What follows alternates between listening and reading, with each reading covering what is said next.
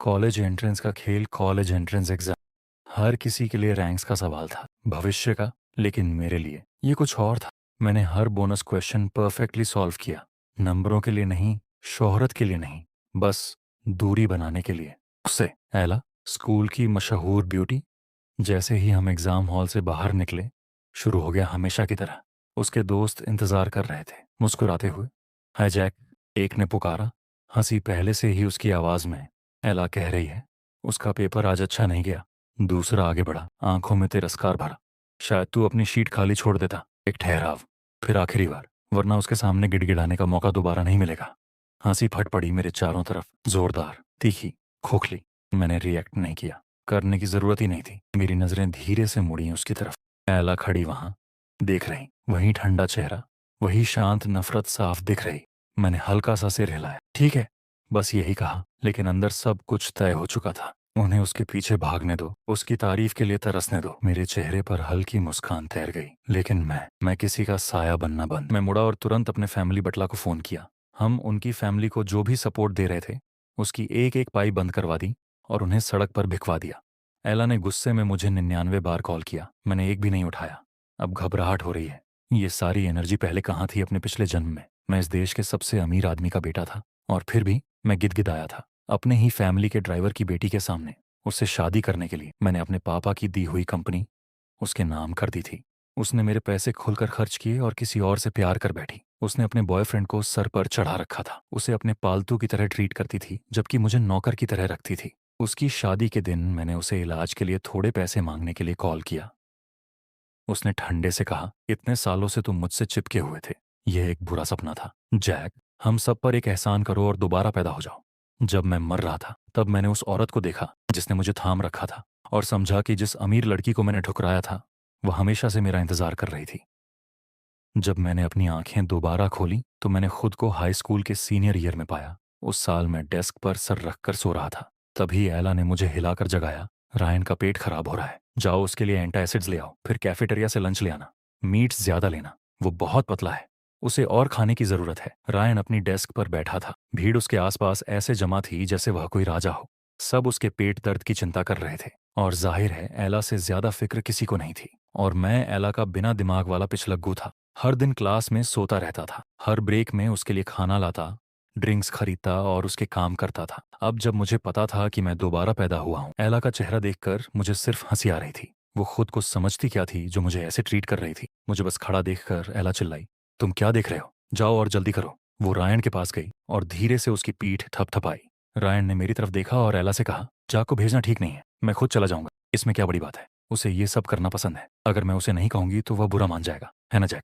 उसने मेरी तरफ देखा, मैंने जबरदस्ती थोड़ा सा मुस्कुराया, कुछ नहीं कहा, और कैफेटेरिया की तरफ चल पड़ा। इस बार मैंने लाइन में लगकर 2 लोगों का पूरा खाना लिया। पास में एक क्लासमेट ने मुझे देखा और धीरे से हंसा। फिर से अपनी रानी के लिए लंच ले जाए हो, वो रायन को पसंद करती है। जानते हो, कोई उसके लेवल का तुम्हारे जैसा मामूली नहीं। मैंने सीधे पूछा, मामूली से तुम्हारा क्या मतलब है। उसने ताना मारा, तुम एक नौकर के बेटे हो, रोज उसके साथ स्कूल आते हो और सोचते हो कि तुम उससे शादी कर सकते हो। होश में आओ। तुम जैसा बेवकूफ और बेकार लड़का, तुम अपनी पूरी जिंदगी उसके घर के नौकर बनकर बिताओगे। उसके कपड़े धोना, फर्श साफ करना, उसके बच्चों के डायपर बदलना। मैं कड़वाहट से हंसा। एला, मैं एक नौकर का बेटा हूं। मैं उसे पसंद करता था, सिर्फ इसीलिए मैंने उसे अपनी प्राइवेट कार में हर रोज स्कूल आने दिया था। लेकिन ना, उस दिन कुछ मर गया था मेरे अंदर, और जो जन्मा वो इंसान नहीं था। कहते हैं दुनिया ताकत वालों की होती है, और उस दिन मैं सबसे कमजोर था। एला, सबकी नजरों में एक अमीरजादी, और मैं बस एक ऐसा नाम जिसे लोग लेने से भी कतराते थे। जब मैंने सवाल पूछा, उसने बस आंखें घुमा। उसका लंच ले जाओ, ठंडा होने से पहले। हंसी गूंजी, धीरे धीरे, फिर हर तरफ। वे मुझ पर नहीं, मेरी औकात पर हंस रहे थे। मैं चुपचाप चला गया। क्लास नहीं, भीड़ नहीं, बस अकेलापन। फूलों की क्यारी के पास बैठकर मैंने वो खाना खाया जैसे कोई चोर पहली बार पेट भर रहा हो। मुझे याद नहीं आखिरी बार कब बिना डर के खाना खाया था। हर रात मैं बाजार के बंद होने का इंतजार करता, ताकि दूसरों के फेंके हुए टुकड़ों में अपनी जिंदगी ढूंढ सकूं। मीट तो बस एक ख्वाब था, लेकिन उस दिन मैंने 2 प्लेट खाई, और फिर भी भूख खत्म नहीं हुई। क्योंकि वो भूख पेट की नहीं थी, वो भूख थी इज्जत की, ताकत की, बदले की। जब मैं क्लास में लौटा, एला की आवाज गिरी, दवा कहाँ है। मैंने पहली बार उसकी तरफ बिना झुके देखा। कैसी दबा? कुछ पल की खामोशी, फिर गुस्सा। रायन के लिए। मैंने कहा था ना, तुम बहरे हो क्या? रायना सच में कमजोर लग रहा था, लेकिन उस पल मुझे पहली बार एहसास हुआ वो मेरा कुछ नहीं लगता। फिर भी मेरे पैसों से खरीदी घड़ी उसके हाथ में चमक रही थी। मेरी हर चीज उनकी बन चुकी थी और मैं बस उनका नौकर। एला मेरे करीब आई। जैक, तमाशा मत करो, जल्द ही तुम मेरी माफी के लिए गिड़गिड़ाओगे। मैंने उसे देखा, ठंडा, खाली, जैसे अंदर कुछ बचा ही ना हो। मुझे तुम्हारी माफी की जरूरत नहीं। पूरी क्लास चुप हो गई। डर नहीं था, बस हैरान। इसकी हिम्मत कब से बढ़ गई? एला की आंखों में पहली बार शक था। वो मुझे पहचान नहीं पा रही थी, क्योंकि जो उसके सामने खड़ा था वो वही लड़का नहीं था जो हर दिन उसके सामने झुकता था। तो आज मेरे साथ घर मत आना, उसने आखिरी बार किया। मैंने बिना झिझक से हिलाया। ठीक है। उस एक शब्द में आजादी थी, और एक वादा भी। उस दिन मैंने सिर्फ घर जाना नहीं छोड़ा था, मैंने अपनी पुरानी जिंदगी छोड़ दी थी। और कसम खाई, अगली बार जब मैं लौटूंगा तो नौकर बनकर नहीं, किसी के सपनों का डर बनकर लौटूंगा। मैं जाकर बैठ गया, जैसे उसके शब्दों का मुझ पर कोई असर ही ना हुआ हो। बस एक साधारण सी ठीक है, लेकिन अंदर कुछ बदल चुका था। तभी ब्री बीच में आ गई। एक्सक्यूज मी जैक, तुम्हारी प्रॉब्लम क्या है? तुम्हें सिर्फ दवाई लानी थी, वो भी नहीं कर सके? दिख नहीं रहा रायन की तबीयत खराब है? मैंने उसकी तरफ ठंडी नजर से देखा। तो तुम जाकर ले आओ। वो भड़क गई। ये तुम्हारा काम है, मैंने बिना हिले जवाब दिया। मेरा रायन से कोई लेना देना नहीं, तो ये मेरा काम क्यों है? तभी उसने उंगली मेरी तरफ उठाई। क्योंकि तुम एला के घर के नौकर हो। बस वही पल था, अंदर कहीं दबा हुआ गुस्सा जाग गया। मैंने एला की तरफ देखा। क्या तुम सबको बताती फिरती हो कि मैं तुम्हारे घर का नौकर हूं? वो एक पल के लिए रुक गई। सच ये था, उसने कभी सीधे नहीं कहा, लेकिन कभी झूठ भी नहीं बोला। वो रोज लग्जरी कार में आती थी और सच छुपा लेती थी कि उसका बाप सिर्फ एक ड्राइवर है। लेकिन तमाशा आज मैं बन गया था। वो मेरे पास आई, बैठ गई। ठीक है, दवा भूल जाओ, मैं खुद ले आऊंगी। उसे लगा ये सब सिर्फ जलन है कि मैं रायन के करीब आने की कोशिश कर रहा हूं। उसने फिर पूछा, खाना कहाँ है? दवा नहीं लाए? लेकिन लंच तो लिया है ना? मैंने शांत आवाज में कहा, खा लिया। दोनों ट्रे। उसकी आंखों में जैसे तिरस्कार भर गया। मैंने सिर हिलाया। अगले ही पल नफरत भरी आवाजें उठी, तुम जानवर हो क्या? दो पूरी ट्रे खा ली?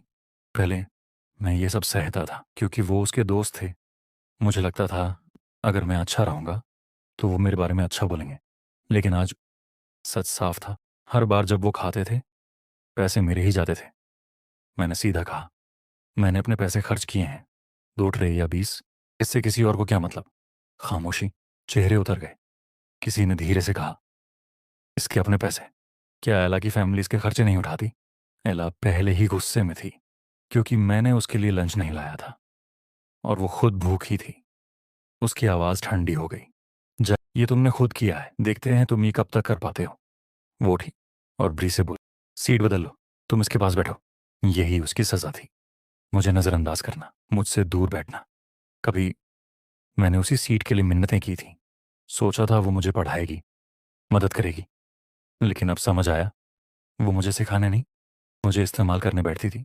उसे लगा मैं डर जाऊंगा, लेकिन इस बार मैंने उसे पूरी तरह नज़रअंदाज कर दिया। वो भूखी रही, रायन दर्द में था, और मैं खिड़की के पास बैठा सब देख रहा था। इस बार एला सच में गुस्से में थी। वो पहले से सोच रही थी, जब मैं माफ़ी मांगने आऊंगा तो वो मुझे कैसे तोड़ेगी। स्कूल के बाद वो बैक गेट पर इंतज़ार कर रही थी।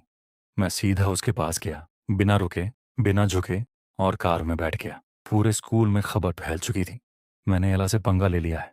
फुसफुसाहटें गूंजने लगीं। इसने लंच लाने से मना किया था और अब उसकी कार में बैठा है। नौकर का बेटा मालिक बनने चला है। अगर मैं एला होती तो इसे कब का निकाल देती। हर एक शब्द जहर था, लेकिन इस बार मैंने सब सुना और कुछ भी महसूस नहीं किया, क्योंकि अब डर खत्म हो चुका था, और जहां डर खत्म होता है वहीं से असली कहानी शुरू होती है। मैंने सब सुना, हर ताना, हर फुसफुसाहट, लेकिन इस बार मुझे कोई फर्क नहीं पड़ा। मैं सीधा कार में जाकर बैठ गया और कहा, चलिए। ड्राइवर ने मिरर से मुझे देखा, लेकिन मिस एला अभी तक नहीं आई है, थोड़ा इंतजार कर लेते हैं। इंतजार मैं हमेशा करता था, हर दिन, हर बार, लेकिन आज कुछ बदल गया था। गाड़ी चलाइए। मेरी आवाज़ ठंडी थी लेकिन साफ। वो हिचकिचाया, मेरे आदेश नहीं मान रहा था, क्योंकि उसकी नज़र में असली मालिक कोई और थी। मुझे हल्की हंसी आ गई। अंकल स्टीव, आप भूल रहे हैं शायद। मैं इस घर का बेटा हूँ। यंग मास्टर, यंग मिस नहीं। वो चौंक गया। क्या तुम दोनों का झगड़ा हुआ है? चिंता मत करो, मैं उससे बात रहने दीजिए। मैंने उसे बीच में ही रोक दिया। बस गाड़ी चलाइए। मैं उसके साथ नहीं जाना चाहता और ना ही उसे दोबारा देखना चाहता हूँ। वो मुझे देखता रहा, जैसे यकीन ही नहीं हो रहा हो। उसके लिए मैं वही लड़का था जो हर बार झुक जाता था, जो कभी जवाब नहीं देता था। उसे लगा ये बस गुस्सा है, थोड़ी देर में सब ठीक हो जाएगा। एला आएगी और मैं फिर से झुक जाऊंगा, जैसे हमेशा। शायद वो पहले ही एक ऐसा भविष्य देख चुका था जहां मैं फैमिली की दौलत संभालूं और उसकी बेटी सब कुछ ले जाए। वो खुद को सिर्फ ड्राइवर नहीं समझता था, वो पहले ही मालिक का ससुर बन चुका था। आप गाड़ी चला रहे हैं या नहीं? इस बार मेरी आवाज में गुस्सा साफ था। वो ठहर गया। उसे याद आया, मेरे पापा उसे निकालना चाहते थे।